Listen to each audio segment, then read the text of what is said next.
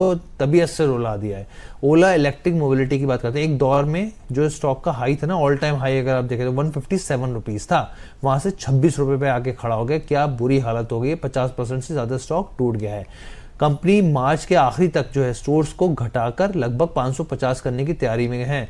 ये भी एक बड़ी खबर निकल के आई है इस हफ्ते में, और जिसकी वजह से स्टॉक टूटता हुआ दिखा है। बिक्री में 61% की गिरावट, मार्केट शेयर कम होने की वजह से यहाँ पर कई तरीके के सवाल उठने लग गए हैं। आगे क्या होगा यहाँ पर, तो देखिए इलेक्ट्रिक टू व्हीलर कंपनी ओला इलेक्ट्रिक इस समय एक ट्रांजिशन फेज दिखा यहाँ पे साफ तौर पे देखने को मिल रहा है। एक तरफ कंपनी स्टोर रियलाइजेशन को कम लागत घटाने की कोशिश कर रही है, यानी कि देखिए स्टोर्स के ऊपर जो खर्चा होता है ना उसको कम किया जा रहा है, इसलिए स्टोर्स को कम करने का यहाँ पे नजरिया रखा जा रहा है। अब इसका एक दूसरा पहलू भी होता है, जब एक्सपेंशन कंपनी करती है तो स्टोर्स को बढ़ाती है। अब ये खर्चों को कम करने की कोशिश की जा रही है यहाँ पे।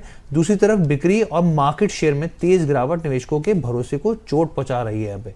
ऐसे में शेयर की जो दिशा है वो दो फैक्टर तय करेंगे, एक तो शॉर्ट टर्म सेंटिमेंट्स और long term turn around story. क्योंकि क्वार्टर 3 में अगर आप देखें यहाँ पर तो कंपनी ने 32,680 यूनिट जो है वो डिलीवर किए हैं, यानी कि सालाना आधार पे 61% कम होती हुई दिखी है। मार्केट शेयर आप सोचिए घटते हुए 4.2 पर आ गया है यहाँ पे, जबकि टीवीएस, बजाज, एथर जैसी जो बड़ी बड़ी कंपनियां हैं उनके जो मार्केट शेयर है वो लगातार बढ़ रहा है। अब मैं आपको एक और बड़ी दिलचस्प चीज बताऊं, देखिए ये सब तमाम कंपनियां थी ना, ये बाद में आई हैं जो दिग्गज कंपनी है आप, और ये ओला जो है वो पहले आएगा, लेकिन कहाँ पिछड़ गए। तो ये हमेशा ये कहा जाता है कि फंडामेंटल्स आपको मजबूत करने बहुत ज़्यादा जरूरी होते हैं। यहाँ पे स्टोर घटाने की खबर के बाद से जो स्टॉक में स्लो डाउन देखने को मिला, और डिमांड, और ऑब्वियस सी बात है जब ऑलरेडी स्लो डाउन होगी तो इतने सारे स्टोर्स को खोल के करेगी क्या कंपनी, और कई तरह के खर्चे होते हैं वो बियर कर पाएगी नहीं कर पाएगी, वो इम्पैक्ट देखने को मिलता है।